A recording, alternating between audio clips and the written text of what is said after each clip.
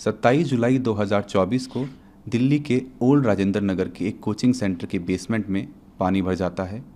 3 बच्चे वहाँ पे मर जाते हैं। वजह, वो बेसमेंट इल्लीगल था। वहाँ पे जो लाइब्रेरी चल रही थी वो भी इल्लीगल थी। 3 बड़े सवाल जो अभी हमारे सामने उठ रहे हैं। पहला, who should be blamed for this? इन तीनों बच्चों के मृत्यु का जिम्मेदार कौन है? दूसरा, क्या कोचिंग सेंटर्स, क्या कोचिंग इंस्टीट्यूट्स सेफ्टी नॉर्म्स को ताक पे रख के से सारे काम कर रहे हैं? तीसरा, क्या कोचिंग सेंटर्स सिर्फ और सिर्फ पैसा कमाना चाहते हैं? क्या यही मकसद रह गया उन लोगों का? इन सारे मुद्दों के बारे में बात करने के लिए हमारे साथ हैं Vikas Devi Kirti ji. Thank you sir, thank you आने के लिए ANI में। शुक्रिया नमन। सर, पहला सवाल यही, ऐसा क्यों लग रहा है कि सबने आपको निशाना सा बना लिया है? और एक सवाल और पूछना है इसी के साथ। 3 दिन हो गए हैं सर, हज़ारों बच्चे हैं, प्रोटेस्ट कर रहे हैं, धरना दे रहे हैं, जस्टिस की मांग कर रहे हैं, लाठियां खा रहे हैं, डंडे खा रहे हैं, पूछ रहे हैं कि विकास जी चुप क्यों थे? तो 2 सवाल हैं, एक तो कि मैं चुप क्यों था और दूसरा कि पहला सवाल आपने क्या पूछा कि ऐसा लग रहा है कि सबने आपके ऊपर निशाना साध दिया मुझ है। पर क्यों निशाना साध हाँ, दिया है। एकदम अर्जुन की आँख की तरह उन्होंने, मछली की आँख की तरह आप पे निशाना साध दिया। मुझ पर निशाना इसलिए साधा है कि ऐसे मामले में कोई एक बलि का बकरा सबको चाहिए होता है, उससे चीज़ें थोड़ी आसान हो जाती हैं। प्रशासन के लिए आसान हो जाता है कि हम बच गए, एक का नाम लगा दो। समाज को भी एक सीधी सीधी बात समझ में आती है कि अच्छा एक आदमी मिल गया, यही जिम्मेदार था, तो वो तसल्ली मिल जाती है कि चलो हमें दोषी मिल गया। और जो कॉम्पिटिटर्स हैं उनको ये लगता है कि अच्छा मौका है, इसी में स्कोर सेटल कर लिया जाए, हिसाब बराबर कर लिया जाए। जो बच्चे हैं, बच्चे जिस इमोशनल टर्बुलेंस से गुजर रहे हैं, उनकी नाराज़गी की वजह यह है कि मैं उनके साथ क्यों नहीं खड़ा हूँ। तो बच्चों की नाराज़गी जायज़ है, लेकिन जो सीलिंग का एक्शन है मेरे ख्याल से 50 से ऊपर इंस्टीट्यूट्स पे हुआ, उसमें एक नाम हमारा भी है। पर शायद उनको मुझसे ज़्यादा उम्मीद थी, इसलिए उनको ख़राब लगा, हर्ट हुए, तो नाराज़गी पूरी मुझ पे फूटी है। और मैं इस बात से बहुत संतुष्ट हूँ, अच्छा महसूस कर रहा हूँ कि सारा रोष मुझ पर है। कम से कम मैं इस बात को लेकर निश्चिंत हूँ कि वो मानते हैं कि मुझे उनके साथ और सही पक्ष में खड़ा होना चाहिए था। तो इसके लिए मैं कृतज्ञ हूँ कि उन्होंने इतना गुस्सा मुझ पर किया। मीडिया ने गुस्सा क्यों किया? क्योंकि चैनल्स को व्यूज़ चाहिए, और जिसके नाम पे व्यूज़ मिलते हैं, अभी तुक्के से पिछले कुछ समय से मुझे व्यूज़ मिल रहे हैं, तो मेरा नाम लिख के गाली देने में व्यूज़ ज़्यादा मिलते हैं, इसलिए मेरा नाम सबसे ऊपर रहता है। तो सबकी अपनी बड़ी वजह है। जैसे आज़ादी की लड़ाई में वजहें सबकी अपनी अपनी थी, उन सब का नाम था आज़ादी, अंग्रेज़ों से मुक्ति। तो इस मामले में भी वजहें सबकी अपनी अपनी हैं, लेकिन सबके पास एक सुविधाजनक नाम है कि उसको गाली दो, कुछ वर्चुअल मॉब लिंचिंग जैसा करो, और सुख भी मिलता है। जब हम किसी को गाली देते हैं तो सुख तो मिलता ही है। तो सब इसलिए पीछे पड़े हैं, सबकी अपनी अपनी वजह हैं। लेकिन ठीक है, जब यूट्यूब ने, सोशल मीडिया ने मुझे प्रसिद्धि दी पिछले 3-4 साल में, मुफ्त में इतनी सारी प्रसिद्धि मिली, तो क्या होता है कि जब कुछ मिलता है तो हमें लगता है कि हम डिज़र्व करते थे, और जब कुछ विपरीत होता है तो हमें लगता है कि मेरे साथ ही क्यों हो रहा है। तो जिस तर्क से लोगों ने इतना स्नेह दिया, उसी तर्क से लोगों ने इतनी नाराज़गी मुझ पर उड़ेली। लोग एकदम ठीक हैं, गुस्सा एकदम जायज़ है, पर मेरी अपनी वजह है कि मैं इतना लेट क्यों हुआ। दूसरा सवाल आपका ये है कि मैंने इतने समय तक कोई प्रतिक्रिया क्यों नहीं दी। इसकी 2 वजह हैं। एक तो मेरा स्वभाव, क्योंकि मैं भावनात्मक मामलों में बहुत मुखर और एक्सप्रेसिव नहीं हूँ। 3 बच्चों की डेथ हुई, दर्दनाक मृत्यु हुई, उस दिन से मेरे घर में हम लोग, आपको बड़ा आश्चर्य होगा, जो पिछले 2 दिन में हो रहा है उससे मुझे परेशानी लगभग नहीं के बराबर है। सारे चैनल्स मेरे पीछे पड़े हैं, इससे मुझे परेशानी नहीं के बराबर है। मेरे परिवार में लोग अचंभित भी रहते हैं कि मैं इतना सामान्य कैसे रह लेता हूँ। मुझे ज़्यादा चिंता दूसरी बात की है कि 3 दिन से हम घर में जब बात करते हैं या सोने जाता हूँ, नींद के नज़दीक पहुँचता हूँ, तो बार बार एक इमेज बनती है कि जब पानी भरा होगा तो उन बच्चों पर क्या गुजरी होगी। क्योंकि 1-2 बार ऐसा हुआ कि नदी में तैरते हुए पानी नाक में भर गया, 1-2 सेकंड्स के लिए डूबते डूबते मरे, मतलब बचे। कितना पेनफुल होता है वो 2-3-5 सेकंड, जो हम तो खैर 2-3-5 सेकंड में फ्री हो गए, निकल गए उससे। पर उन बच्चों ने तो कम से कम 1-1.5-2 मिनट, मुझे नहीं पता कितना समय इस चीज़ का होता है, लेकिन लगभग इतना होता ही होगा, झेला ही होगा। उम्मीदों की जब आखिरी कड़ी टूटी होगी, जब टेबल पे चढ़े होंगे बचने के लिए और पानी इतना सारा आ गया होगा। मेरी इस पूरे प्रकरण में मूल चिंता उस अनुभव को महसूस करने की है, और वो दुख है। तो ऐसे दुख में उनके पेरेंट्स को मैं जानता नहीं हूँ, मैं उनसे कैसे अपनी बात कहूँ, कैसे उनसे मिलूँ।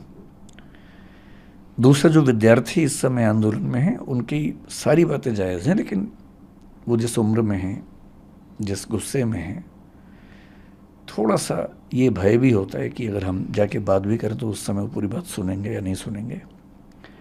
अच्छी बात है कि आज ऐसे 3-4 बच्चों से मेरा मिलना हुआ है। मैं भी एक मीटिंग से आ रहा हूँ, एलजी साहब ने बुलाई थी मीटिंग, उसमें कुछ बच्चे भी आए हुए थे और कई इंस्टीट्यूट्स के ऑनर्स भी थे, दिल्ली सरकार के आला अधिकारी भी थे, डीडीए से, एमसीडी से, फायर डिपार्टमेंट से, चीफ सेक्रेटरी दिल्ली सरकार के वो भी थे।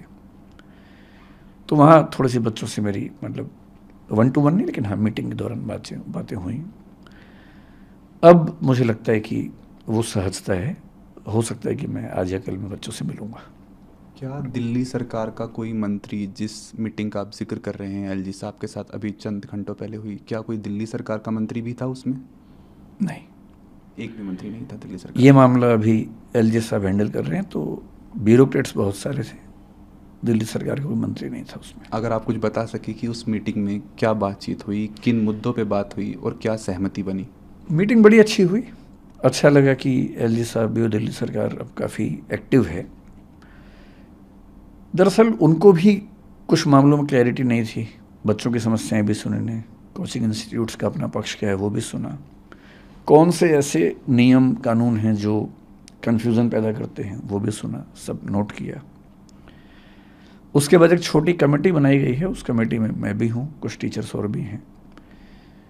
उसमें अगर मैं ठीक ध्यान कर रहा हूँ तो दिल्ली के चीफ सेक्रेटरी भी हैं, डीडी एमसीडी के जो हेड्स हैं वो भी हैं।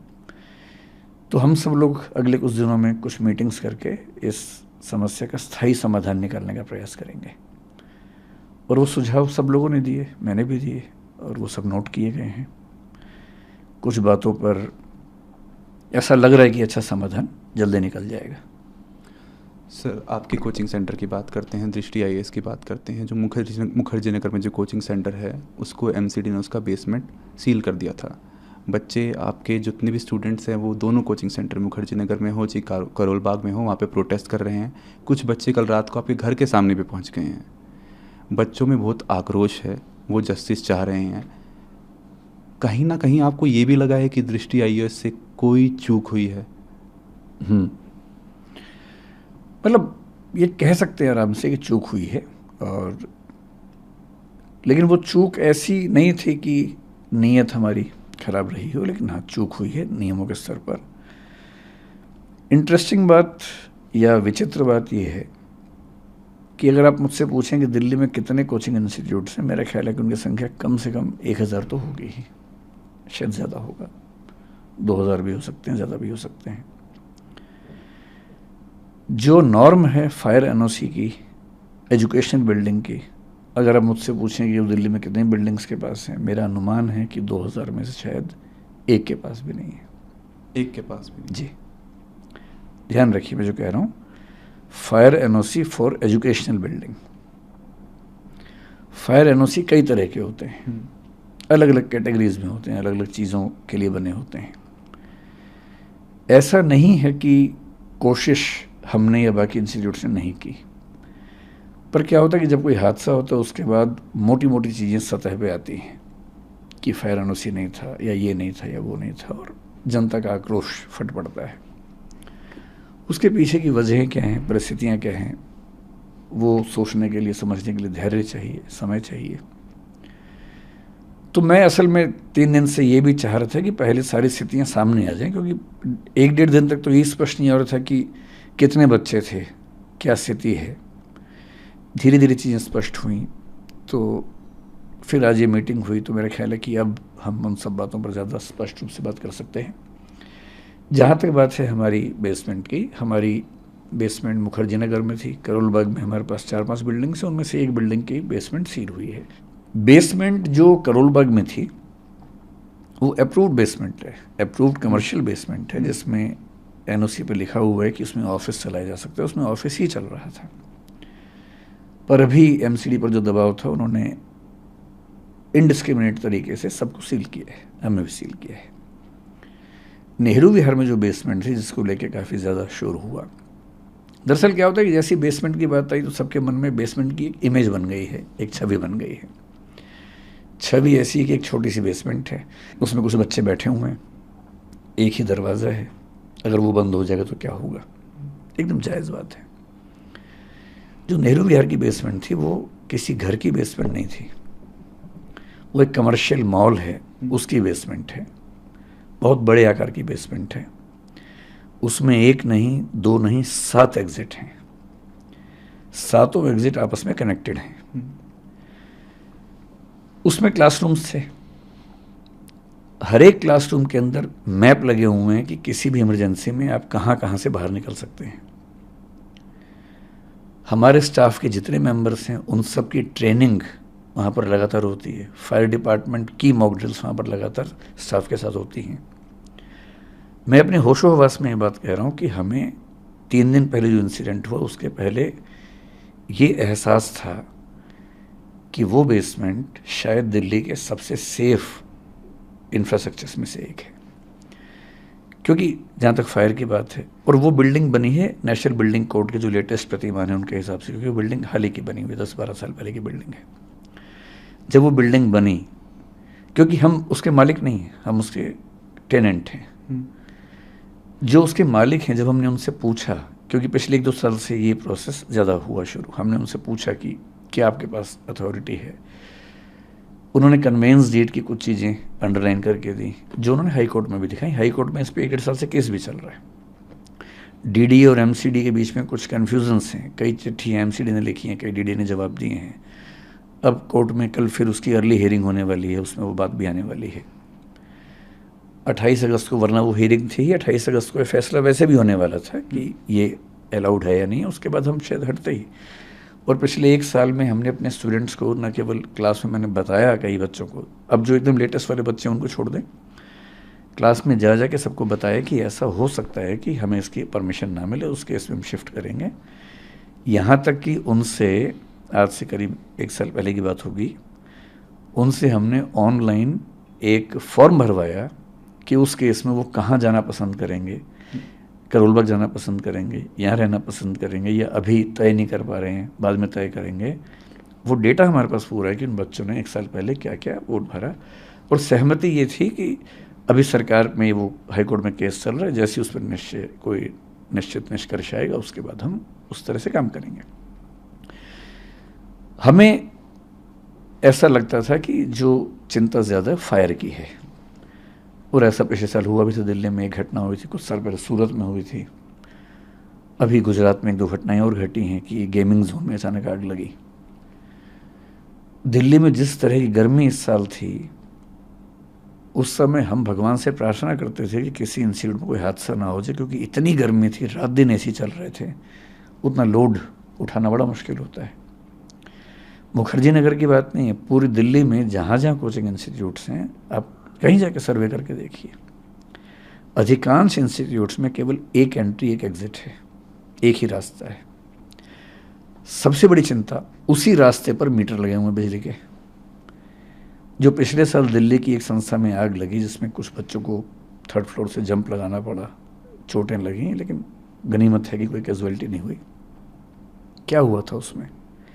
एक ही रास्ता है, उसमें मीटर है, उसमें आग लग गई, धुआं ऊपर गया, और शुरू में बच्चे ऊपर छत पे नहीं जा पा रहे थे, बाद में फिर दरवाज़ा खुला, वो चले गए वहाँ पर, लेकिन तब तक कुछ बच्चे जंप लगा चुके थे। चाहे सूरत हो चाहे कुछ भी हो, मूल खतरा आग से होता है। और दिल्ली में जब गर्मी पड़ती है और जब सर्दियाँ पड़ेंगी, सर्दी में फिर हीटर चलेंगे बहुत ज़्यादा, गर्मी में विशेष रूप से 1 महीना इतनी दिक्कत रहती है। और इस साल हमने पहली बार ऐसा किया कि गर्मियों में बच्चों को ये कह के लगभग 15 दिन या 1 महीने की छुट्टियां दी, ऑनलाइन क्लास करवाई कि गर्मी ज़्यादा है, कहीं इस समय ऐसा ना हो कि एसी चलने से कोई आग लग जाए, हादसा हो जाए। ये पहली बार हुआ। और 3-4 इंस्टीट्यूट जो मेरे परिचय में थे उस समय, मैंने उनसे भी निवेदन किया था कि गर्मियाँ ज़्यादा हैं और कहीं कोई दिक्कत ना हो तो आप भी हो सके तो छुट्टियाँ करें या ऑनलाइन क्लास करें कुछ दिनों के लिए। हमारे जहन में ये बात कभी आई नहीं थी कि पानी भर सकता है। आज से 3 साल पहले केवल एक घटना हुई जब दिल्ली में यमुना का पानी बहुत बढ़ा। इस मॉल के पास में एक नाला है, करीब 50 एरियल डिस्टेंस 50 मीटर के आसपास या 30 मीटर के आसपास होगा वहाँ से, उसमें पानी का लेवल भरने लगा। जैसे उसमें पानी का लेवल भरने लगा, हमने अपने इंस्टीट्यूट में 7 दिन की छुट्टी कर दी कि जब तक ये नीचे नहीं जाएगा हम क्लास नहीं लेंगे। 7 दिन छुट्टी हुई, ऑनलाइन क्लास चली, बच्चे वहाँ चले गए। 3 दिन पहले जो घटना घटी उसके बाद पहली बार हमें ये रियलाइजेशन हुआ कि कहीं ऐसा भी तो हो सकता है। ये हमारे जहन में कभी नहीं आया था। और मैं एमसीडी का तहे दिल से शुक्रिया करता हूँ कि उन्होंने सीलिंग कर दी है। और मैं चाहूँगा कि पूरी दिल्ली में जहाँ भी कोई ऐसी बिल्डिंग हो जहाँ अनसेफ तरीके से क्लासेस चलती हों, हमारी हो किसी की भी हो, स्ट्रिक्ट एक्शन हो, लेकिन एक पॉलिसी सरकार की तरफ से बन जाए जो पॉलिसी मतलब क्लियर कट हो, ट्रांसपेरेंट हो। जैसे भी फायर सर्टिफिकेट को लेकर बड़ी दिक्कत है। आप फायर डिपार्टमेंट से सर्टिफिकेट जब मांगते हैं, पहली बात तो सीधे इश्यू नहीं करते, वो कहते हैं कि आप एमसीडी के थ्रू आओ, डीडीए के थ्रू आओ। आज की मीटिंग में ये प्रस्ताव भी रखा गया और आज फायर डिपार्टमेंट ने कहा कि हमें एक ऐसी व्यवस्था बनाएंगे कि सीधे हमसे आप सर्टिफिकेट ले सकते हैं। फायर डिपार्टमेंट से सर्टिफिकेट मिलता भी है तो उस पर क्लियर क्या लिखा होता है, क्योंकि वो बिल्डिंग कमर्शियल है तो कमर्शियल सर्टिफिकेट है। एमसीडी कहती है कि एजुकेशनल सर्टिफिकेट चाहिए। एजुकेशनल बिल्डिंग का certificate to the best of my knowledge Delhi में एक भी प्राइवेट संस्था के पास नहीं है, केवल कॉलेज, यूनिवर्सिटी, स्कूल को मिलता है। और ये भी क्यों हुआ? क्योंकि 2020 से पहले डीडीए की भाषा में हम एजुकेशनल बिल्डिंग वाली एक्टिविटी में नहीं थे, हम कमर्शियल एक्टिविटी में थे। कोचिंग इंस्टीट्यूट्स जीएसटी के हिसाब से आज भी कमर्शियल एक्टिविटी है और इसलिए जो जीएसटी में हमारा टैक्स जमा होता है वो कमर्शियल कोचिंग नाम से होता है, तो हम कमर्शियल एक्टिविटी हैं। कमर्शियल एक्टिविटी का मतलब है कमर्शियल बिल्डिंग में हम काम कर सकते हैं। हम वहाँ काम करते थे। जिस मॉल की बात आप कर रहे हैं उस मॉल के मालिक ने मुझे कई बार ये विश्वास दिलाया है कि कमर्शियल मॉल के तौर पर इसके पास एनओसी है। कैसे है? कन्वेंस डीड में लिखा हुआ है, DDA is giving the conveyance deed on the basis of the fire clearance received from the fire department. लेकिन बेसमेंट के पास पूरी क्लैरिटी ऐसी नहीं थी। इसका क्या जवाब दिया उन्होंने कि 2018 में जब एफएआर के रूल्स चेंज हुए, फ्लोर एरिया रेशो बोलते हैं, जब रूल्स चेंज हुए तो एडिशनल एफएआर उनको मिला है और एडिशनल एफएआर के लिए उन्होंने डीडीए में अप्लाई किया हुआ है कमर्शियल एफएआर बनाने के लिए। अगर वो कमर्शियल एफएआर है तो कमर्शियल एक्टिविटी वहाँ हो सकती है। We have been under this impression. और हमेशा ध्यान रखना है, जब बेसमेंट को लेके हमें खूब आजकल नाराज़गी है, ठीक है होनी चाहिए, हम एकदम सहमत हैं कि बेसमेंट सील हो जानी चाहिए, लेकिन दिल्ली की मेट्रो बेसमेंट में चलती है, अंडरग्राउंड ही चलती है। पालिका बाज़ार बेसमेंट में ही है। दिल्ली के लगभग हर मॉल में बेसमेंट में बहुत बड़े शॉपिंग कॉम्प्लेक्सेस हैं, वहाँ लाखों लोग शॉपिंग करते हैं वहाँ पर, क्योंकि वहाँ की जो बेसमेंट्स हैं ठीक तरीके से बनाई गई हैं। और कमर्शियल मॉल की तरफ से हमें ये बार बार आश्वासन मिला कि वो बेसमेंट उसी तरीके से बनी हुई है। और उन्होंने कहा कि हमने डीडीए में अप्लाई किया है कि हमें कमर्शियल एफएआर में इसका एनओसी मिले। अगर कमर्शियल एनओसी मिल जाता, एनओसी क्यों नहीं मिल रहा? डीडीए का मानना है कि ये काम एमसीडी का है, एमसीडी का मानना है कि काम डीडीए का है।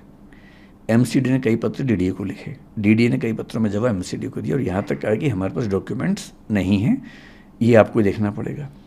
पिछली मीटिंग में हाई कोर्ट में डीडीए ने पहली बार ये कहा कि हम एमसीडी को राइट्स दे रहे हैं और अब एमसीडी जो कल हियरिंग होने वाली, शायद उसके बाद हमें वैसे भी इशू करती, या तो परमिशन मिल जाती या वो इशू करती कि आपको ये छोड़ना पड़ेगा, तो हम छोड़ते उसको। मतलब बेसमेंट होने मात्र से चीज़ें जैसी फैल जाती हैं। मैं आपसे फिर कह रहा हूँ, ऑन रिकॉर्ड कह रहा हूँ, उस बेसमेंट का पूरा लेआउट स्ट्रक्चर एमसीडी को हमने सबमिट किया हुआ है। डीडीए को सबमिट किया हुआ है, फायर डिपार्टमेंट को सबमिट किया हुआ है एनओसी के लिए कुछ महीने पहले। अब तक वहाँ से रिजेक्शन भी नहीं आया उसका। और उसमें 7 फायर एग्जिट्स बड़े बड़े, वो सब उसमें नक्शे में है, और नक्शे में नहीं है, वो रियलिटी में भी है। सर आपने अभी एक बात बोली, लेकिन इसके बावजूद पिछले 3 दिन में जो घटना घटी, उसे देखने के बाद मुझे एहसास है कि ये केयरलेसनेस थी, हमारे दिमाग में बात कभी नहीं आई।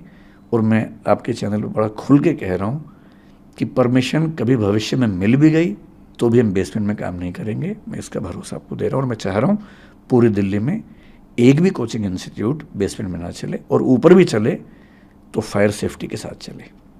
मैं आपको एक बात और स्पष्ट कर देता हूँ यहाँ पर। आपको हो सकता लगे कि मैं बहुत बड़ी बात बोल रहा हूँ, मैं खुल के ये बात कह रहा हूँ। बिल्डिंग सेफ्टी नॉर्म्स के मामले में जितनी शिद्दत से हम कोशिश करते हैं, मुझे भरोसा है कि वैसी शिद्दत कहीं आपको नहीं मिलेगी। अगर आप चाहेंगे, मैं भी आपको अपने व्हाट्सएप में एक चीज़ दिखाऊंगा। हमारे पास एक, आप, मुझे नहीं पता बाकी इंस्टीट्यूट्स क्या करते हैं, मैं अपना बता रहा हूँ आपको। 2 महीने पहले, 3 महीने पहले हमने एक वैकेंसी निकाली, क्योंकि हमने 1.5 साल पहले एक डिविजनल हेड रैंक का ऑफिसर बनाया अपनी कंपनी। डिविजनल हेड हमारे यहाँ सीनियर मैनेजमेंट का पार्ट है, जो केवल सेफ्टी देखेगा बिल्डिंग्स की। उसका एक ही काम था, बिल्डिंग की सेफ्टी देखना। जनवरी 2023 में हमने एक व्हाट्सएप ग्रुप बनाया, मैं उसका मेंबर हूँ। उस ग्रुप का काम क्या है, 16 पॉइंट्स उसमें लिखे हुए हैं, जिसमें एक लिखा हुआ है कि मैंने चेक कर लिया है कि सारे दरवाजे खुले हैं, फायर एग्जिट साफ़ है, उसमें कोई बाधा नहीं है, छत के दरवाजे खुले हुए हैं, कोई इमरजेंसी होने पर बच्चे बाहर निकल सकते हैं। सब 16 पॉइंट्स हैं उसमें। ये 16 के 16 पॉइंट्स पे हमारी हर बिल्डिंग के बिल्डिंग इंचार्ज को रोज़, ये मैं महीने की बात नहीं कर रहा हूँ, रोज़ की बात कर रहा हूँ, एक अपडेट डालना होता है कि मैंने ये सारे 16 पॉइंट चेक कर लिए हैं, ये सारे ठीक हैं, अगर इसके बाद भी कोई दिक्कत आती है तो मैं इसके लिए ज़िम्मेदार हूँ। ये रोज़ होता है। आप अगर व्हाट्सएप मेरा देखना चाहेंगे, इसके बाद देखिएगा। और ये हर बिल्डिंग के लिए रोज़ होता है। इसके अलावा 3 महीने पहले हमने एक वैकेंसी निकाली, 2 महीने पहले ज्वाइनिंग हुई मई के अंत में, एक ऐसे व्यक्ति की जिसका नाम ही है फायर एंड सेफ्टी ऑफिसर। उनका काम क्या है, वो 14 साल से बड़े बड़े मॉल, बड़े बड़े हॉस्पिटल्स में, फोर्टिस जैसे हॉस्पिटल में, एम्बियंस जैसे मॉल में फायर एंड सेफ्टी काम कर चुके हैं। वो दृष्टि के पेरोल पे हैं। उनका एक ही काम है कि सारी बिल्डिंग्स का ऑडिट करना, और जहाँ ज़रा भी दिक्कत है सेफ्टी के मामले में उसको ठीक करना। उनके अंडर हमने फायर मार्शल्स नियुक्त किए हैं अपनी बिल्डिंग्स में, ताकि कभी फायर की दिक्कत आए तो नॉर्मल स्टाफ ट्रेंड है हमारा नियम है कि जब भी कोई स्टाफ ज्वाइन करता है, MTS मल्टीटास्किंग स्टाफ जो होता है, 7 दिन के अंदर उसकी फायर ट्रेनिंग होती है। और इसके अलावा अब हम फायर मार्शल्स हर बिल्डिंग में अपॉइंट करें, ताकि कभी फायर हो जाए, क्योंकि वो ट्रेंड हैं, बहुत ज़्यादा सीख के आए हैं, तो वो तुरंत आग बुझा देंगे, जबकि बाकी लोग शायद उतना तुरंत ना बुझा सके। हर क्लासरूम, हर ऑफिस में फायर एक्सटिंग्विशर्स हमने लगा रखे हैं, जो लगातार रिफिल होते हैं। मैं चाहूँगा कभी आपको मौका मिले, अगर आप सर्वे कर सकते हैं, दिल्ली या दिल्ली के बाहर हमारी किसी भी शाखा में जाइए, किसी भी क्लासरूम में जाइए, किसी भी बिल्डिंग में कम से कम 2 एग्जिट ना हो तो मैं ज़िम्मेदार हूँ। हम ऐसी बिल्डिंग रेंट पे लेते ही नहीं जिसमें फायर एग्जिट ना हो। कई बिल्डिंग्स में आप देखेंगे लोहे का बहुत बड़ा फायर एग्जिट बना हुआ, चाहे करोल बाग में देखें, चाहे जयपुर में देखें, चाहे इलाहाबाद में देखिए। वो हमारी शर्त होती है। इंदौर में हमें 1.5 साल एक्स्ट्रा लग गया, केवल इसलिए कि एक भी बिल्डिंग ऐसे नहीं मिल रही थी जहाँ 2 एग्जिट हों।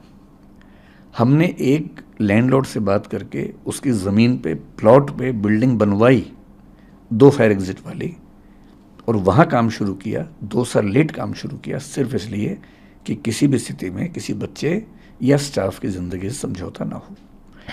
हमारी नीयत ऐसी ही है। एक गलती हुई समझने में, मैं पूरे देश से, पूरे समाज से माफ़ी मांगता हूँ कि हाँ वो गलती हुई, आगे वो गलती नहीं होगी। Sir, if I am not mistaken, आपने अभी थोड़ी देर पहले कहा कि MCD ने जो एक्शन लिया है आपके बेसमेंट के खिलाफ, जो सील किया गया है जी, वो डिस्क्रिमिनेटरी है। डिस्क्रिमिनेटरी करोल बाग के लिए वो अंडर प्रेशर लिया गया। मैंने कहा इनडिस्क्रिमिनेट का मतलब ये हुआ कि सब पे ले लिया है, इरिस्पेक्टिव, और उसमें सारे नॉर्म्स जगह पे है, साफ साफ बता रहा हूँ, और उसके बाद भी वो लिया गया। और हमारे नहीं, 1-2 के साथ और भी हुआ। हाँ, करोल बाग में जो मेन रोड है उस पर कई ऐसी बेसमेंट्स हैं जो कमर्शियली अप्रूव्ड हैं, पूरा हमारे पास NOC है उसका। भाई MCD ने उसको अप्रूव किया, कमर्शियल बेसमेंट के नाम से अप्रूव किया। कमर्शियल बेसमेंट में लिखा है कि क्या क्या एक्टिविटीज़ कर सकते हैं, ऑफिस चला सकते हैं या गोदाम बना सकते हैं, या एक दो चीज़ें और लिखी हैं।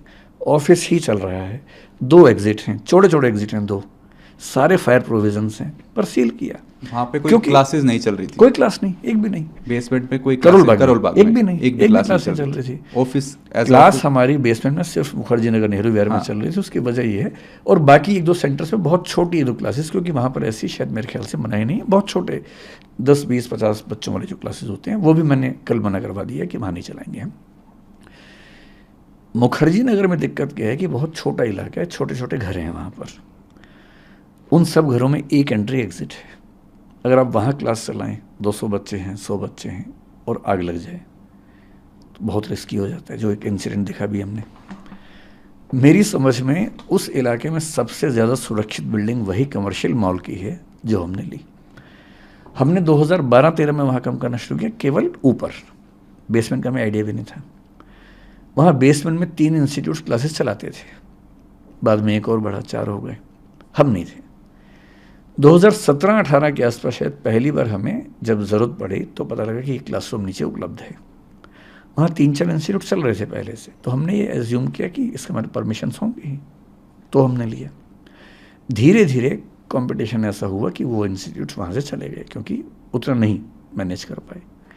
जब वो चले गए तो मॉल के मालिक ने हमसे कहा कि अगर आप चाहें तो आप इसको ले लीजिए। हमने लिया। आखिरी एक और इंस्टीट्यूट था, उसने भी कुछ दिन पहले तक रखा हुआ था, बाद में फिर वो मॉल की तरफ से हमें मिला।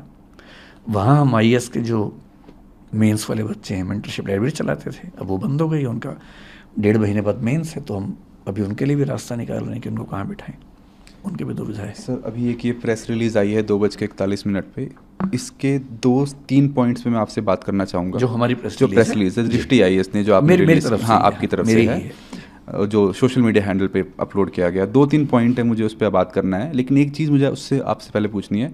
जब मैं ट्विटर पे कमेंट सेक्शन में जा रहा था इसमें, तब बहुत सारे स्टूडेंट्स का ये आक्रोश था कि विकास जी हमारे साथ एक बार ग्राउंड पे आए तो सही, एक बार हमारी बात तो सुने, एक बार हमारे बीच में बैठे तो सही। वो आए ही नहीं अभी तक, 3 दिन हो गए हैं। कुछ बाकी टीचर्स भी आए हैं, मिनिस्टर्स भी गए हैं, लेकिन जो टीचर जिसे हम इतना प्रेम करते थे, जिसे इतना सुनते थे, जिसे इतना फॉलो करते थे, वो 3 दिन बाद स्टेटमेंट रिलीज़ कर रहा है और हमारे बीच नहीं आया। नहीं, देरी के लिए तो हमने खेद जताया है, क्योंकि मैं आप स्टूडेंट से मिलने जाएंगे? एकदम जाऊँगा। मैं दरअसल कोशिश करता हूँ, मेरी हमेशा से आदत रही है कि चीज़ें पूरी स्पष्ट होने के बाद प्रतिक्रिया दूँ, हड़बड़ी में ना दूँ। तो मैं थोड़ा वेट कर रहा था, मेरा ख्याल है कि थोड़ा पहले कर देना चाहिए था। दूसरा, स्टूडेंट से अब तक नहीं मिलने की वजह वही थी कि आक्रोश जब बहुत ज़्यादा होता तो आप अपनी बात ठीक से रख भी नहीं सकते हैं। मेरा ख्याल है कि आज या कल में मैं उन बच्चों से मिलूँगा, और मुझे उम्मीद है, और बच्चे दिल के बड़े कोमल होते हैं, जितना जल्दी नाराज़ होते हैं उतना जल्दी वो ठीक हो जाते हैं। तो मुझे पता है कि बच्चों की नाराज़गी मुझसे क्यों है और वो दूर कैसे होगी। सर एक 5th पॉइंट आपकी प्रेस रिलीज में है, वो बोलता है कि DDA, MCD and Delhi fire department के नियमों में असंगति है, कॉन्ट्राडिक्टरी है।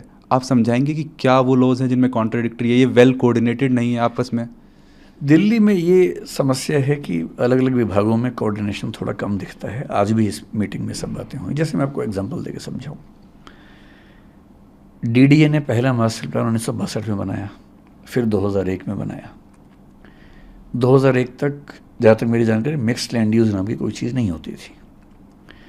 2005 या 6 की बात है कि सुप्रीम कोर्ट ने एक आदेश दिया कि दिल्ली में जो भी commercial activities non commercial area में चल रही हैं वो सब सील होंगी।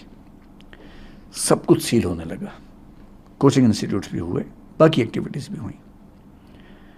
इतना विरोध हुआ कि उसमें फिर दिल्ली की सरकार को प्रस्ताव रखना पड़ा, संसद को एक्टिव होना पड़ा, और तब उस समय 2008 में पहले संसद ने थोड़ा सा रिलीफ दिया, और उसके बाद 2008 में या 9 में master plan of Delhi MPD 2021 लेके आए, जो पारित हुआ।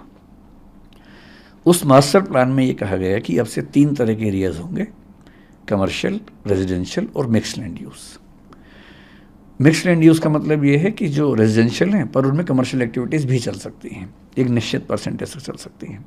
अगर आप MPD पढ़ेंगे, मास्टर प्लान ऑफ दिल्ली 2021 का पढ़ेंगे, चैप्टर 15 उसका इनएक्टिविटीज़ के बारे में है।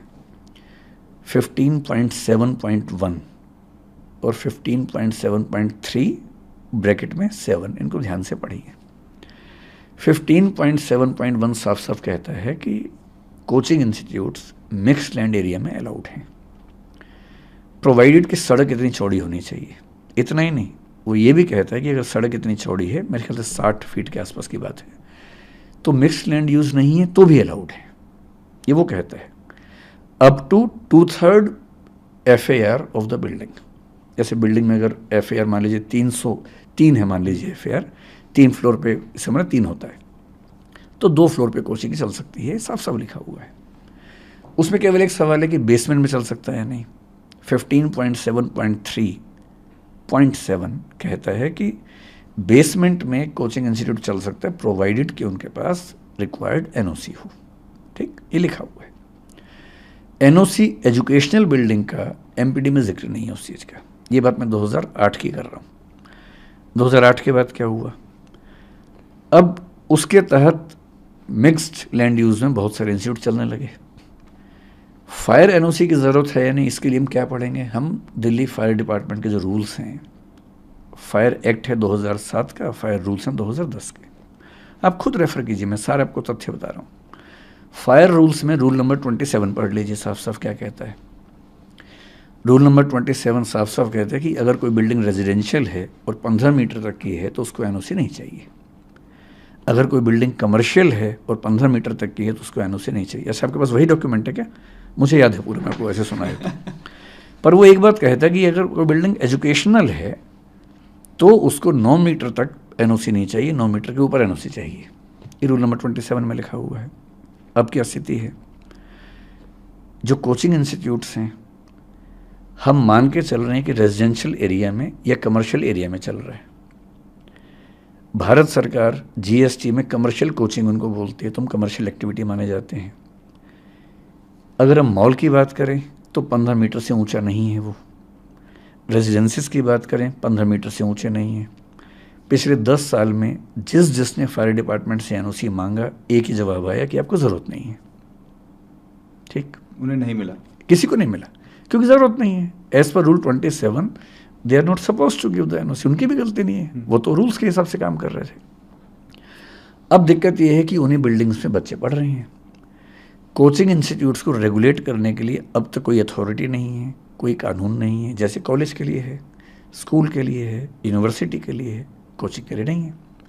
अभी भारत सरकार ने एक प्रपोजल दिया है, क्योंकि एजुकेशन कॉन्करेंट सब्जेक्ट है तो सेंटर अपनी ताकत थोपने से बचता है। वो राज्यों से बोलते हैं कि आप नियम बनाओ, एक पॉलिसी फ्रेमवर्क दिया, राज्यों से कहा कि आप इसके बेस से पॉलिसी बनाइए। अभी तक मेरे ख्याल से किसी राज्य ने बहुत सीरियस स्टेप नहीं लिए। हालांकि कुछ राज्यों ने, बिहार ने, उत्तर प्रदेश ने, शायद राजस्थान ने पहले से एक पॉलिसी बना रखी थी अपनी। अब स्थिति ये कि कोचिंग चल रही है, फायर NOC की ज़रूरत नहीं है क्योंकि रूल ये कहता है।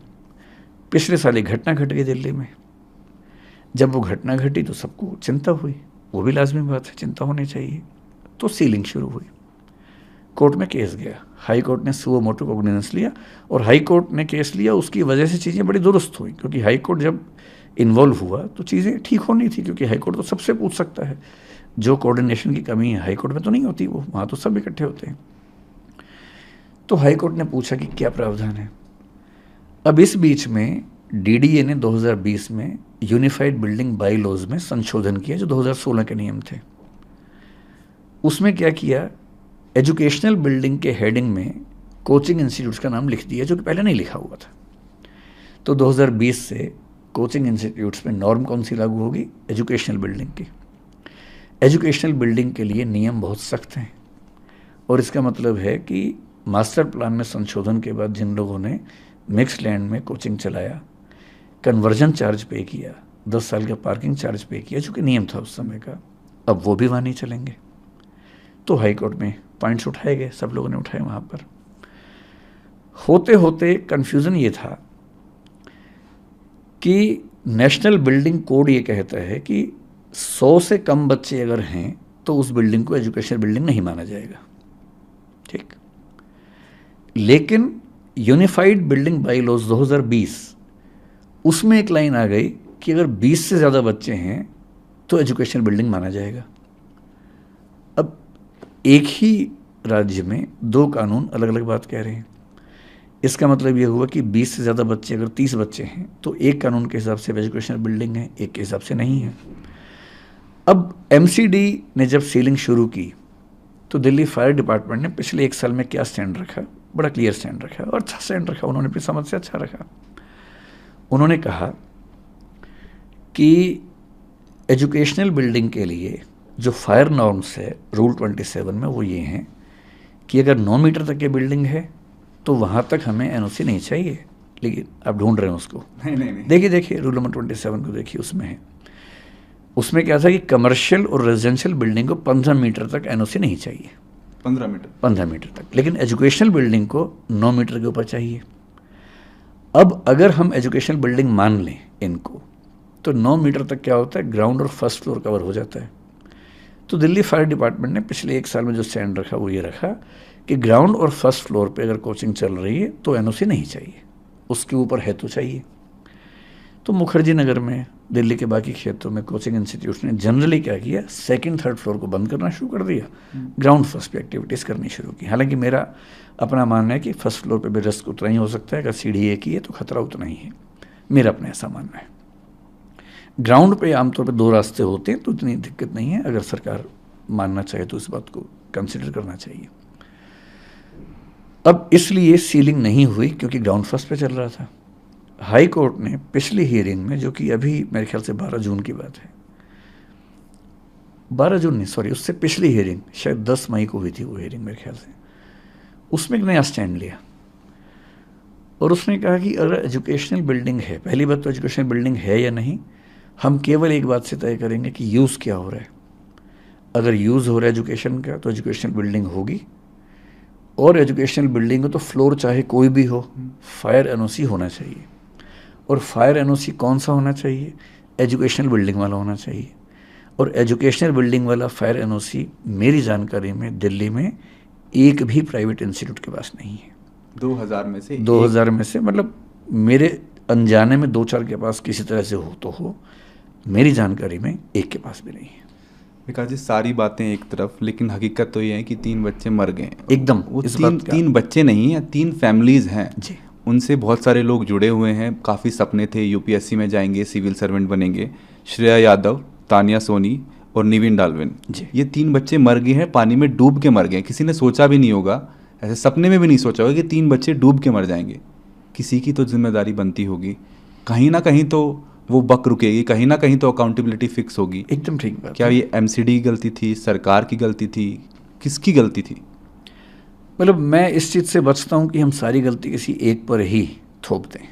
जैसे सोशल मीडिया मुझ पर थोप रहा है, आप भी किसी एक पर थोपना चाहें तो थोप लें, पर मैं नहीं थोपूंगा। गलती किसकी है? मेरे ख्याल से एक कमी ये है कि अलग अलग कानून, अलग अलग एजेंसीज में कोऑर्डिनेशन की कमी है। नीयत सबकी ठीक है, अगर थोड़ा कोऑर्डिनेशन होता, जैसे आज की जो मीटिंग थी उससे बड़ा अच्छा प्रस्ताव एक व्यक्ति ने दिया जिसको एलजी साहब ने तुरंत एक्सेप्ट किया। हम सब ने कहा कि सर आप एक ऐसी कमेटी बना दीजिए जहां हम बैठ के सारी बातें समझा दें, सारा पक्ष रख दें, फिर जो आप आदेश देंगे, जो नियम बनाएंगे, आप केवल 10-15 दिन का समय दे दीजिए। जो उस नियम को ना माने उसको बंद कर दीजिए। हम सबसे पहले तैयार हैं उस चीज़ के लिए। हमें भी तो क्लैरिटी चाहिए कि क्या क्या नियम है। इस घटना की जिम्मेदारी अगर तय करनी हो तो मेरे ख्याल से पहली समस्या ये वाली है। भ्रष्टाचार तो निश्चित रूप से है ही, कहने की बात ही नहीं है। अगर आप उस दिन के वीडियो को देखेंगे तो मैं बहुत परेशान रहा उस वीडियो को देख के कि सड़क पर बहुत पानी भरा हुआ है। बेसमेंट का जो लेवल है वो सड़क के लेवल से बहुत ही नज़दीक है। ऊंची बेसमेंट नहीं है, लगभग उसी लेवल की बेसमेंट है। बहुत खतरा नज़र आ रहा है कि अगर पानी उछला तो अंदर चला जाएगा। इतने में एक जीप वहाँ से गुजरी और मुझे आज पता लगा कि वहाँ एक बड़ा सा पैनल रख के रोका हुआ था पानी को अंदर जाने से, और अंदर बच्चे लाइब्रेरी में बैठे हुए थे। जैसी वो जीप तेज़ी से गुजरी, पानी ज़ोर से उछला और उस पानी से वो टूट गया जो टेम्परेरी रास्ता बना हुआ था, तो पानी अंदर जाने लगा।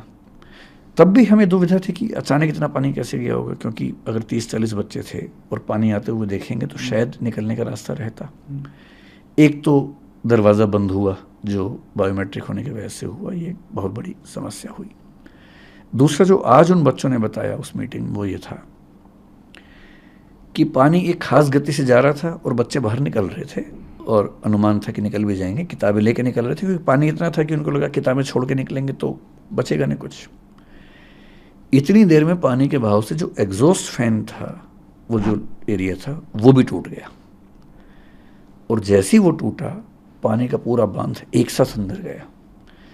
और उन बच्चों की बात जो मैं समझ पाया कि कमर तक के पानी से सिर के ऊपर तक पानी जाने में केवल शायद 50 सेकंड या 1 मिनट लगा। ये इतना कम टाइम था कि इतने टाइम में शायद हम में से कोई भी ना सोच पाता ना निकल पाता। फिर एलजी साहब ने आज बड़ी अच्छी बात उसमें ये भी कही कि वहाँ जो सीवर लाइन्स थी वो इलीगल कंस्ट्रक्शन से, एंक्रोचमेंट से कवर हो गई थी। ये भी एक समस्या है। एनक्रोचमेंट भी ऐसे तो नहीं होते हैं, उसमें भी कहीं ना कहीं तो कोई ना कोई शामिल होगा ही होगा। मेरा अपना मानना था कि बेसमेंट थोड़ी ऊंची होती बेहतर होता, लेकिन आज मुझे पता लगा कि जो नए नियम हैं जिसमें स्टिल्ट पार्किंग बनाना ज़रूरी है, उसमें शायद 8 सेंटीमीटर का कोई नियम है। अब नियम है या ये मतलब जनरली ऐसा होता मुझे नहीं पता, लेकिन शायद इस वजह से बेसमेंट्स बहुत ऊँची नहीं बनती है दिल्ली में, एक वजह ये भी है। इन सब के साथ मैं ये खुल के मानता हूँ कि इसमें कोचिंग इंस्टीट्यूट्स की एक बड़ी जिम्मेदारी बनती है, हमारी भी बनती है। संयोग की बात है कि हादसा कहीं और हुआ, लेकिन हमें नोशनल सेंस में समझना चाहिए कि हादसा कहीं भी हो सकता था। इसको रेक्टिफाई करना सभी इंस्टीट्यूट की जिम्मेदारी है। मैं अपने हिस्से की जिम्मेदारी बहुत खुल के निभाने को तैयार भी हूँ, तत्पर भी हूँ, और मैं आपके सामने स्पष्ट कर रहा हूँ कि किसी भी सूरत में जो चीज़ें अलाउड नहीं है दिल्ली में, वो हम नहीं करेंगे। और चाहे हमें दिल्ली छोड़नी पड़े, चाहे कहीं और जाना पड़े, जो भी अप्रूव्ड बिल्डिंग्स होंगी हम वहीं काम करेंगे। सर, जिस इंसान का आप जिक्र कर रहे थे जो वो जीप चला रहा था, थार चला रहा था, उस बंदे को दिल्ली पुलिस ने अरेस्ट कर लिया है। उसको बताया ये मस्तीखोर है, और उसको बताया वो ज़्यादा ज़ोर से गाड़ी चला रहा था, उसकी वजह से वो जो उन्होंने बांध सा लगाया हुआ था वो टूट गया और इसलिए पानी भर गया। उस बंदे को अरेस्ट कर लिया। इसे आप कैसे देखें? ये तो देखिए, जब लोग बहुत आक्रोश में होते हैं, उनको खुश करने के लिए, संतुष्ट करने के लिए ऐसे एक्शन सरकार लेती है। सरकार को भी पता है, पुलिस को भी पता है कि इस पर केस ऐसा कुछ बन नहीं पाएगा। मैक्सिमम ये केस बनेगा कि उसने रैश ड्राइविंग करके आसपास के लोगों को परेशान किया, पानी उछाला उनके ऊपर, क्योंकि उसकी ऐसी इंटेंशन नहीं थी। मेंसरिया के बिना आप कैसे आरोप कोई लगाएंगे? तो मेरे ख्याल से अभी जैसे एमसीडी ने बहुत बड़े पैमाने पर सीलिंग की, उसका पर्पस भी ये है कि जो एक नाराज़गी है लोगों में वो तुरंत उससे संतुष्ट किया जा सके। उस व्यक्ति की गिरफ्तारी का मसला भी है। मेरे ख्याल से जब मामला कोर्ट में जाएगा 1-2 हियरिंग में, उसे बेल तो मिली जानी चाहिए। सर, भारत में एक और चीज़ होती है कि जब तक कोई बड़ी घटना ना हो ना, तब तक कोई एक्शन नहीं होता। ये कोचिंग इंस्टीट्यूट चल रहे थे, कोचिंग सेंटर चल रहे थे। आप मुखर्जी नगर और ओल्ड राजेंद्र नगर में आप घुसेंगे, आपको दिखते ही पता चल जाता है कि इनमें से किसी के पास एनओसी का एक ही एग्जिट है, वो भी इतना एग्जिट है कि आदमी हाथ भी नहीं कर सकता है, इतना वो एक बंदा जा सकता है। आपको देखते ही पता चलता है कि कहाँ रोका जाए, मतलब कहाँ किस नॉर्म को सेट किया जाए कि ये बंद हो। आंखों से देख के ही पता चल रहा है कि ये सब इलीगल है, ये सब भ्रष्टाचार चल रहा है, किसी के बीच में कोई किसी को पैसे दे रहा है, बहुत सारे नॉर्म्स हैं वो फ्लाउट हो रहे हैं, बहुत सारे नॉर्म्स हैं वो वायलेट हो रहे हैं। तो where should the buck stop? कहीं ना कहीं तो लाइन ड्रॉ करेंगे ना कि मतलब अभी बस मेरे ख्याल से इस हादसे से जो सीखना चाहिए वो ये कि नो कंप्रोमाइज अप्रोच हो। मैं आपको एक और उदाहरण बताता हूँ। अगर आप मुखर्जी नगर जाएंगे, मेरा विश्वास है कि पूरे मुखर्जी नगर में एक ही ऐसी बिल्डिंग है जिसमें 2 एग्जिट्स हैं। एक आध कोई और हो तो मुझे पता नहीं, मैं एक को जानता हूँ, हमारी अपनी बिल्डिंग है। वहाँ कुछ क्लासेस चलती हैं, मेरे ख्याल से अब वो बंद हो जाएंगी, क्योंकि हमें ये चिंता रहती है कि इमरजेंसी में बच्चे कहाँ से निकलेंगे। हम एक तो सीढ़ियों में मीटर आमतौर पे हमेशा ध्यान रखते हैं कि मीटर वहाँ से दूर हो, तब भी कहीं कोई क्राइसिस हो तो बच्चे कहाँ से निकलेंगे। छत के दरवाजे हम हमेशा खोल के रखते हैं और कोशिश करते हैं कि आसपास की छतों पर जाने का ऑप्शन रहे। इसके अलावा हमने उस बिल्डिंग में पीछे की साइड में, बिल्डिंग के अंदर ही सारे फ्लोर्स को काट कर एक फायर एग्जिट बनाया और बच्चों के लिए नियम बनाया कि वो आएंगे इस तरफ से, जाएंगे उस तरफ से, ताकि उनको उस तरफ से जाने की प्रैक्टिस हो। लेकिन उसके बाद भी हमें उसका एनओसी नहीं मिल पाएगा। हालांकि हमने अप्लाई किया हुआ है, देखते हैं रिजेक्शन आता है कि नहीं आता है। उसके पीछे आर्गूमेंट जो होने वाला है वो ये कि एजुकेशनल बिल्डिंग के लिए शायद फायर एग्जिट की चौड़ाई एक स्पेसिफिक है, वो मेरे ख्याल से उतने एरिया में नहीं बन पाती है, लेकिन ठीक है। एक दिक्कत इंस्टीट्यूट्स की भी आप समझें कि वो सब एक साथ हैं, एक हब है, बच्चे भी वहाँ हैं। अगर आप किसी एक को बाहर निकाल देंगे तो ख़त्म हो जाएगा। होना ये चाहिए कि सबको एक साथ आप रीलोकेट कर दें। और जो डीडीए के वाइस चेयरमैन हैं, जो शुभाशीष पंडा जी हैं, कुछ दिन पहले मेरी उनसे बात भी हुई थी। उन्होंने खुद एक प्रस्ताव मुझे दिया था कि अगर आप उचित समझें कि सारे इंस्टीट्यूट्स मिल के काम करना चाहें तो क्या नरेला में हम एक बड़ा हब बना सकते हैं कोचिंग का। मैंने कहा प्रस्ताव अच्छा है, लेकिन सबके मन में दुविधा ये होगी कि अगर वो चला गया और बाकी नहीं गए तो क्या होगा। तो बेहतर है कि आप एक मीटिंग बुला के सबसे बात कीजिए, और यदि ऐसा कुछ होगा तो मैं आगे बढ़ चढ़ के उसमें हिस्सा भी लूँगा, और यदि सहमति बनती है तो आगे बढ़ना चाहूँगा। आज की मीटिंग में भी उन्होंने ये प्रस्ताव रखा फिर से, और लगभग ये सहमति बनी कि डीडीए नरेला क्षेत्र में, क्योंकि वहाँ हज़ारों फ्लैट्स हैं जो बच्चों के हॉस्टल्स बन सकते हैं, और हॉस्टल्स की जो दिक्कत बच्चों को आती है कि बहुत छोटे कमरे हैं, वो भी वहाँ सॉल्व होती है। तो हो सकता है कि निकट भविष्य में आप देखें कि दिल्ली विकास प्राधिकरण डीडीए नरेला में, या रोहिणी की बात भी उन्होंने की, और ये भी कहा कि कुछ और एरियाज़ में भी वो कोशिश करेंगे देखने की कहाँ ऐसी व्यवस्था बन सकती है। तो हो सकता है कि दिल्ली सरकार इस पर कोई बड़ा स्टेप ले, और अगर ऐसा होगा तो मेरे ख्याल से इंस्टीट्यूट्स को आगे बढ़कर साथ देना चाहिए सरकार का। सर, जिस लाइब्रेरी में पानी घुसा और 3 लोगों की मृत्यु हुई, 3 यूपीएससी एस्पिरेंट्स की जान गई, उस स्पेसिफिक लाइब्रेरी का नाम मेंशन करके, उसका जिक्र करके दिल्ली के अफसरों को बताया गया है कि यहाँ पे हादसा हो सकता है 1 महीना पहले। अच्छा, बताया गया, लिखा गया और रिमाइंड भी करवाया गया। ये किसने, मुझे इसकी ये जानकारी एक नहीं है। ग्रीवेंसेस ऑफिसर को लिखा है, एक बच्ची ने लिखा है। तब तो ये हाँ, लिखा है, नेग्लिजेंस का हाँ, मामला है। बताया गया और उस रिमाइंड भी करवाया गया। नहीं, अगर ऐसा है तो मैं बाद ये हुआ है। मैं बिल्कुल भी ये नहीं कहूँगा कि सिस्टमैटिक कुछ नहीं देखते। ये निश्चित तौर पे फेलियर है। अगर ऐसा है कि पहले आइडिया था, मुझे भी कल किसने बताया कि शायद पहले, आज उन बच्चों ने बताया कि पहले भी पानी भरा था। मतलब मेरा अपना मानना है कि अगर ऐसा है तो फिर इस पर बहुत बहुत कठोर कार्रवाई होनी चाहिए। सर, एक दूसरा पहलू भी आया। अब जब ये हादसा हुआ तो उसके बाद रिपोर्टर्स गए हैं वहाँ पे, काफ़ी एंकर्स गए हैं, वो सुविधाओं को देख रहे हैं, वो फैसिलिटीज़ को देख रहे हैं। तो एक बच्चा जब मुखर्जी नगर में और राजेंद्र नगर में घुसता है, और राजेंद्र नगर में घुसता है, तो उससे पैसे कैसा निकाला जाए ये स्टार्ट हो जाता है। वो सबसे पहले जाएगा कोचिंग इंस्टीट्यूट में, कोचिंग सेंटर में एडमिशन लेगा, 2 से 2.5 लाख रुपए वहाँ लगेगा। उसके बाद 50-60 हज़ार रुपये अगर क्रैश कोर्स और करना है तो वहाँ लगेगा। उसके बाद उसे घर नहीं मिलेगा। जब तक ब्रोकर को वो पैसे नहीं देगा 1 महीने का सिक्योरिटी डिपॉजिट, तब तक उसको पैसे नहीं मिलेंगे और घर नहीं मिलेगा। उसके बाद उसके मकान मालिक नखरे करता है, वो उसको घर नहीं देता। इतने छोटे छोटे घर होते हैं सर। हाँ। कहीं तो रुकेगा। मतलब कितना इन स्ट्रगल्स को ग्लोरीफाई किया जाएगा। नहीं, ग्लोरीफाई करने का मसला बिल्कुल भी नहीं है। असल में क्या है कि अगर इसके पीछे बहुत स्पष्ट बात करें तो वो ये है कि दिल्ली के इलाके सैचुरेट हो चुके हैं। जितना वहाँ का इंफ्रास्ट्रक्चर है और जो बच्चे आ रहे हैं, एक तो जो बच्चे आ रहे हैं उतने बच्चे वापस नहीं जाते हैं, हर साल नए बच्चे आते हैं। इंफ्रास्ट्रक्चर लिमिटेड है और वो सैचुरेशन के लेवल पर है। तो मतलब मेरा अपना मानना है कि अगर दिल्ली की सरकार ऐसा कोई बड़ा एरिया, जैसे आज बात चल रही थी कि शायद 400-500 एकड़ की ज़मीन वहाँ पर है जो मिल सकती है, तो मेरे ख्याल से ये समस्या स्थायी रूप से समाप्त होगी। 50 दिन बचे हैं मेंस के एग्ज़ाम के लिए। जी, आपका मैसेज क्या होगा जो बच्चों को, जो प्रोटेस्ट कर रहे हैं, जो धरना पे बैठे हैं, जो जस्टिस मांग रहे हैं? क्या अगर मतलब जो बच्चे मेंस दे रहे हैं इस बार, उनको तो मेरा निवेदन ये है कि वो पहले रुक कर मेंस की तैयारी करें।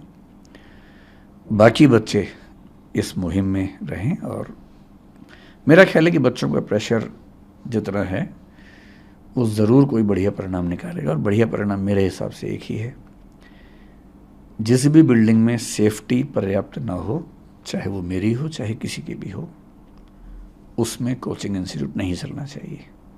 नंबर 2, सारी एजेंसीज़ की सहमति से, जो समिति बनी है जिसमें मुझे भी उन्होंने शामिल किया है, सारी एजेंसीज़ की सहमति से एक कोई बड़ा एरिया दिल्ली में ऐसा मिले जहाँ पर सब संस्थाएं जाएं। जो ना जाना चाहें ना जाएं, लेकिन वो इतना हो जाए कि सब लोग जब वहाँ जाएंगे तो फिर दबाव में सब आते ही हैं, क्योंकि हब बन जाता है तो उसके बाद उसकी अलग एक एक्सेप्टेंस हो जाती है।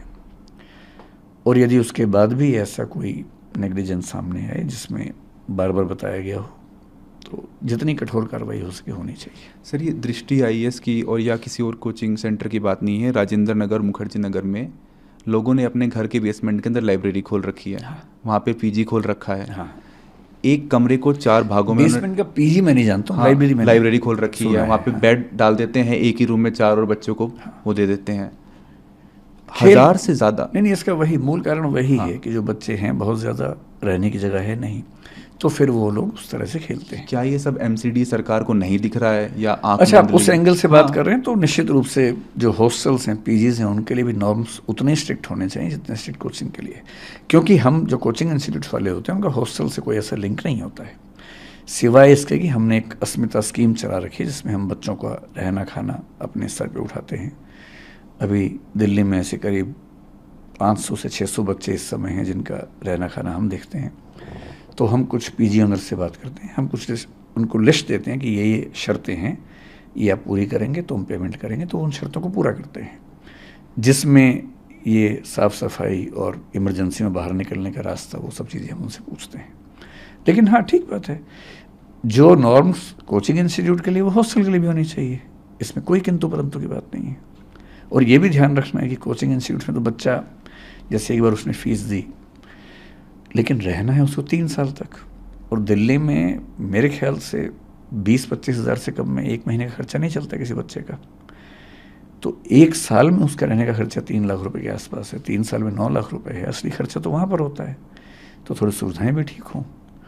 तो यदि हम किसी ऐसे स्थान पर शिफ्ट हो जाएं, सब लोग, बच्चे भी, जहाँ थोड़े खुले खुले हॉस्टल्स हों, धूप हवा भी आती हो, और कोचिंग इंस्टीट्यूट भी थोड़े बड़े एरिया में हों, बेसमेंट की नौबत ना हो, सीढ़ियाँ कम से कम 2-2 हर फ्लोर पे हों इमरजेंसी के लिए, सबके लिए अच्छा है। और हो सकता है कि इस मामले में पहल हम करें, हम पीछे नहीं हटेंगे। हज़ारों बच्चे पढ़ने आते हैं, आईएएस की तैयारी करने आते हैं, आईपीएस की तैयारी करने आते हैं, सिविल सर्विसेज की तैयारी करने आते हैं मुखर्जी नगर में और ओल्ड राजेंद्र नगर में।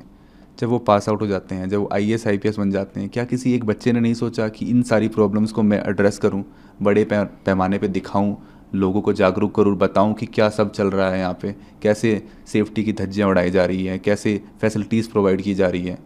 क्या किसी एक इंसान ने भी नहीं सोचा? नहीं, ऐसा नहीं है। कुछ सिविल सर्वेंट्स ऐसा सोचते होंगे, ज़रूर अपनी बात रखते भी होंगे।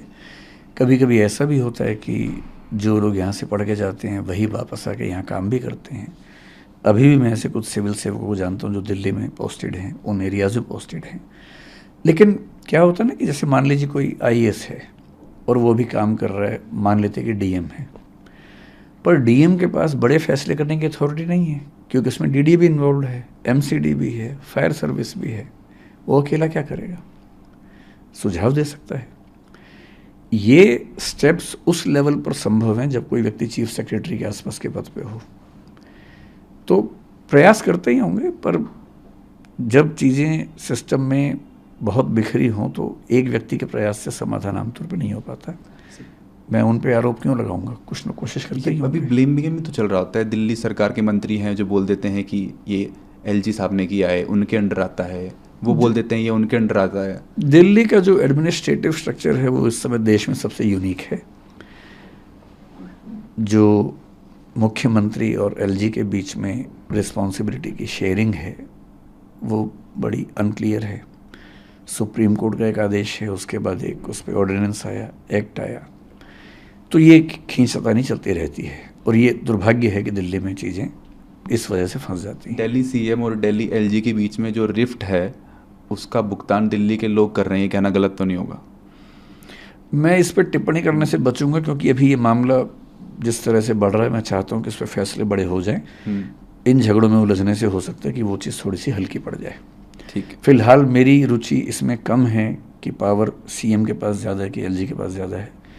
मेरी रुचि इसमें है कि अभी जो माहौल है, इस माहौल में समाधान निकल जाए और चीज़ें ठीक हो जाए। सो जब से ये घटना हुई है, 3 बच्चों की मृत्यु हुई है, तब से लोगों ने मूवीज़ पे भी बोलना स्टार्ट कर दिया। ये एस्पिरेंट्स बना, कोटा फैक्ट्री बना, उन्होंने बोला कि आप ग्लोरीफाई कर रहे हो स्ट्रगल को, एक टाइप का रोमांटिसाइजेशन हो रहा है। आप बच्चों को बता रहे हो कि आप कैसे भी हालात में पढ़ोगे, पहले साल नहीं तो दूसरे साल नहीं तो तीसरे साल आपका यूपीएससी क्लियर हो ही जाएगा।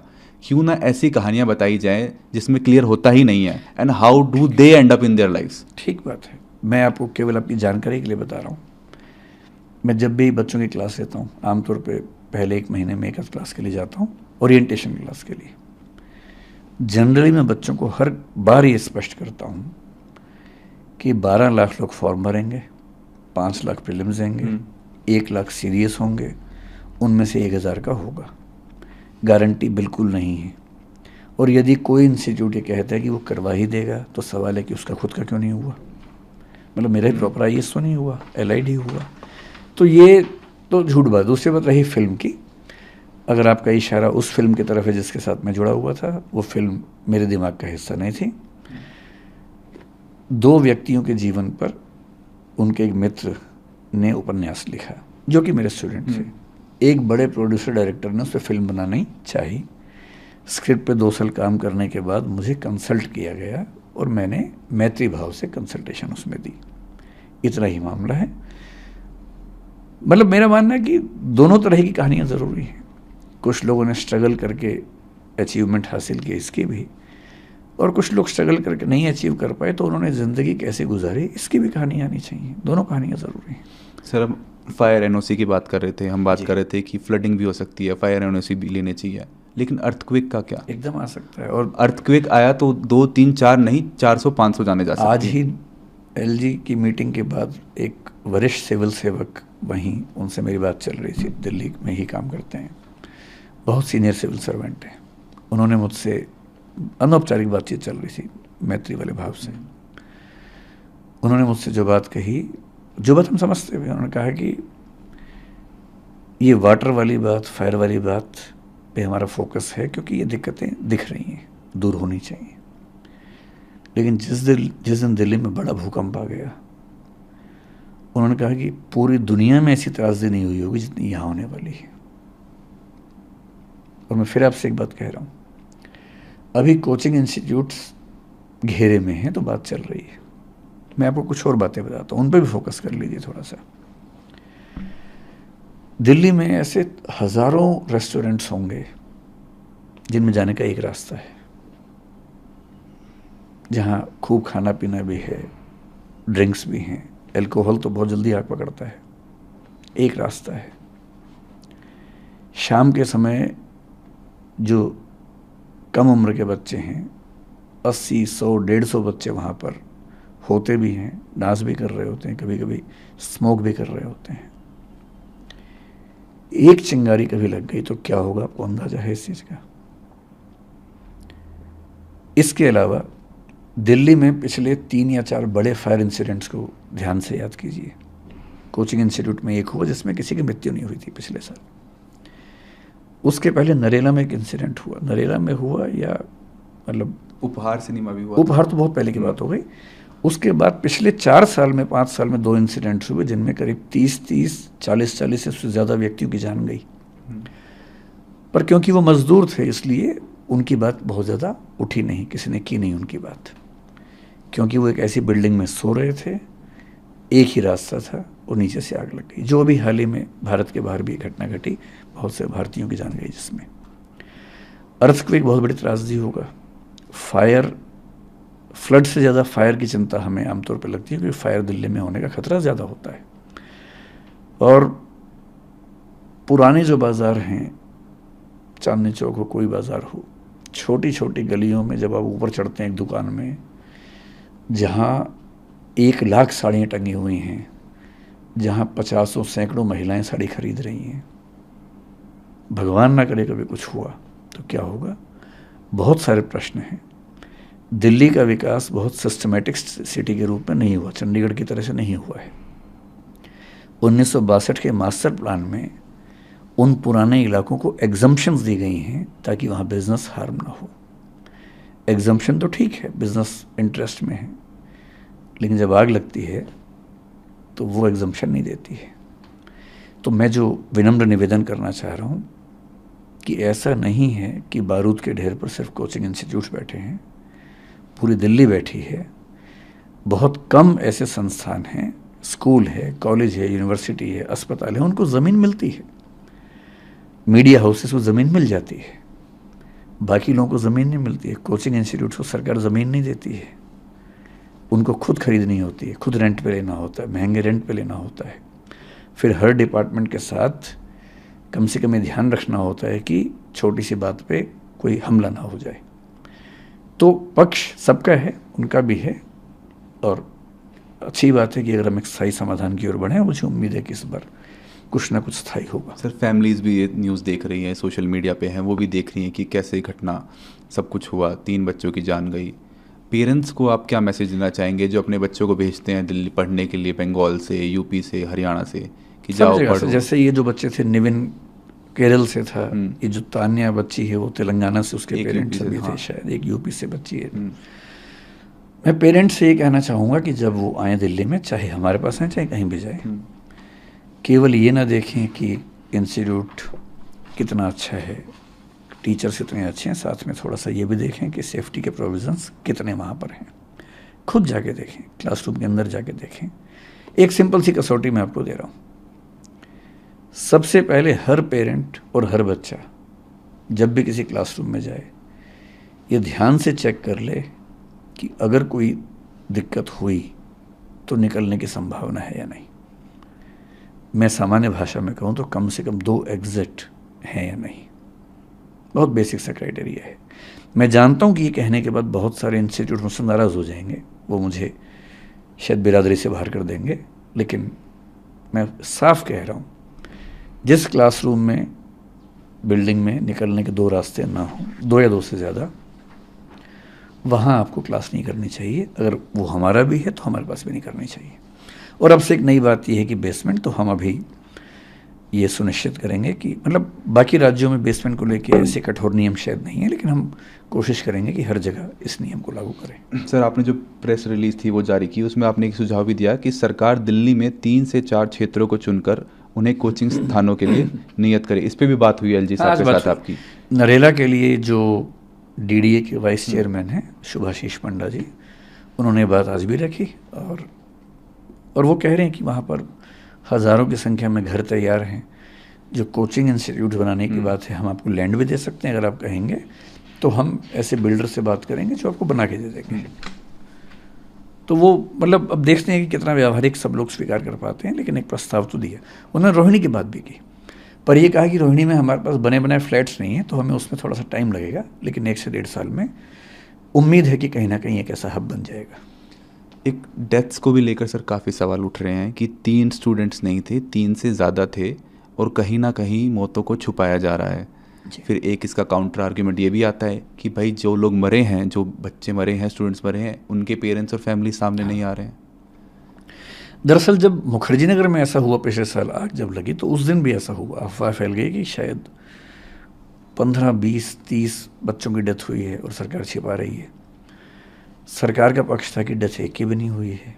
तो मैं, क्योंकि मतलब मेरे बहुत सारे स्टूडेंट्स प्रशासन में हैं, तो मैंने दिल्ली की पुलिस में काम करने वाले एक वरिष्ठ अधिकारी को, जो इस मामले को समझ भी रहे थे, उनसे बात की।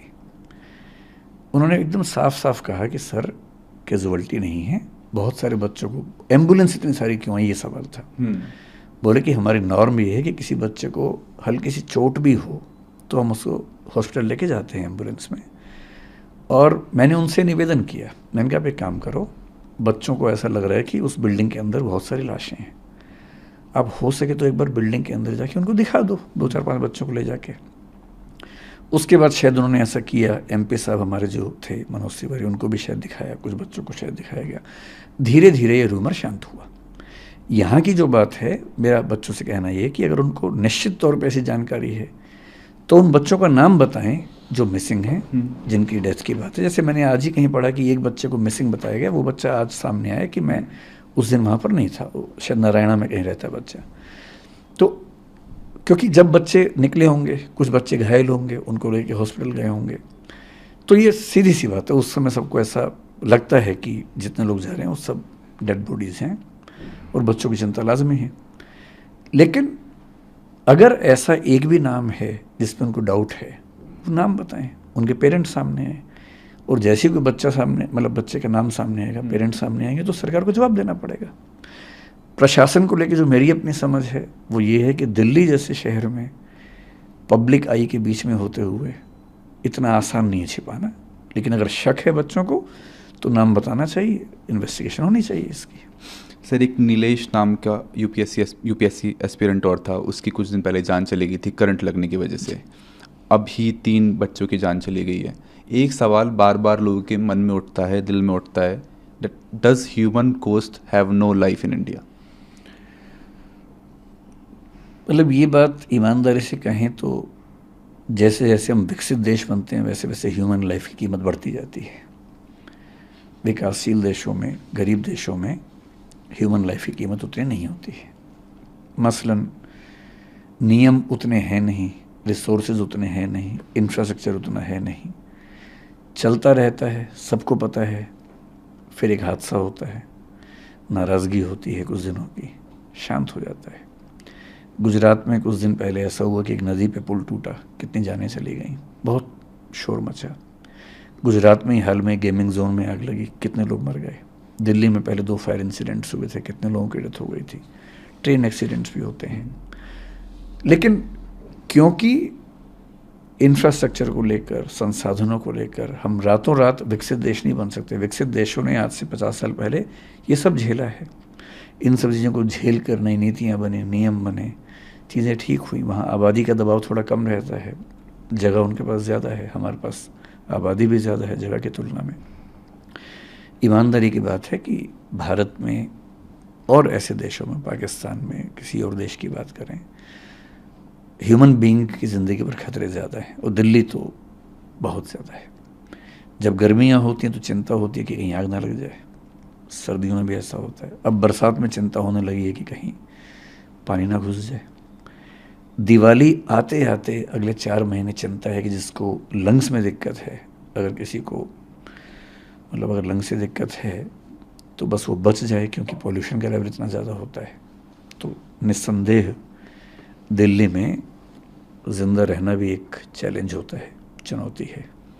सर स्टूडेंट्स जो प्रोटेस्ट कर रहे हैं उन्हें देख के लग नहीं रहा है कि उनका आक्रोश आने वाले 3-4 दिनों में कम होने वाला है। जब तक कोई सॉलिड उन्हें या तो प्रूफ नहीं मिलेगा कि सरकार कोई कदम उठा रही है या कोई जस्टिस का कोई उन्हें रे ऑफ होप नहीं दिखेगा, तब तक लग नहीं रहा कि वो एक कदम पीछे लेने वाले हैं।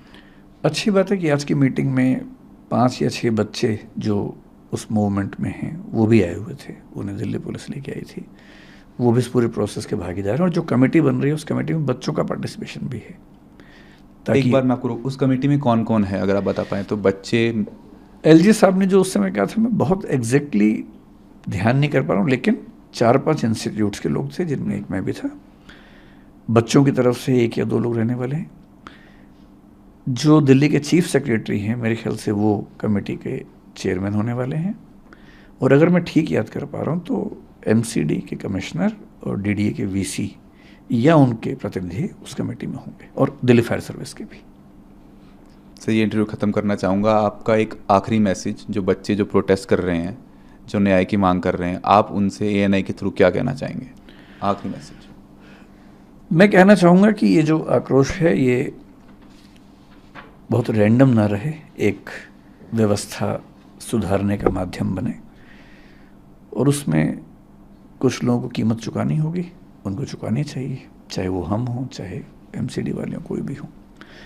और अगर इस आक्रोश की बदौलत वो दिल्ली में एक ऐसी रेगुलेटरी बॉडी बनवा लेते हैं कोचिंग इंस्टीट्यूट्स के लिए जो सब चीज़ों का नियमन करे, हॉस्टल्स के बारे में भी ध्यान से उनकी शिकायतों को सुने, समाधान करे।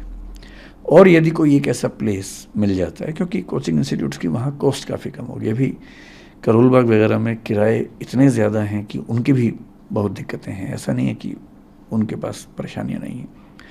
जब नई जगह पे होंगे किराए उनके बहुत कम हो जाएंगे, खर्चा भी कम हो जाएगा, फीस भी कम हो जाएगी, रहने की दुविधा भी कम हो जाएगी, हवा धूप वो सब चीज़ें भी मिलेंगी। तो अब मतलब वो कहते हैं ना कि दुष्यंत कुमार की भाषा में कि हो चुकी है पीर पर्वत सी पिघलनी चाहिए। पीड़ा जो है पहाड़ जैसी हो गई है, इस हिमालय से कोई गंगा निकलनी चाहिए। ये बच्चे भगीरथ बन सकते हैं, इस हिमालय से गंगा निकाल सकते हैं। और इस मामले में मैं खुल के कह रहा हूँ कि मैं उनके साथ हूँ, इसमें कोई दुविधा नहीं है।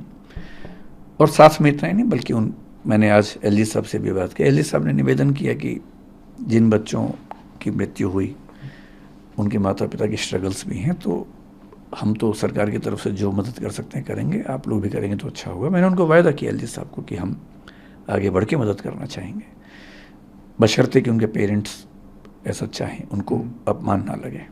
तो हम आज या कल में उन बच्चों से मिलेंगे, उन बच्चों के थ्रू उन बच्चों के पेरेंट्स से मिलेंगे जिनकी मृत्यु हुई, बात करेंगे। यदि संभव हुआ तो हम कोशिश करेंगे उनके घाव पर थोड़ी सी मरहम लगा सकें।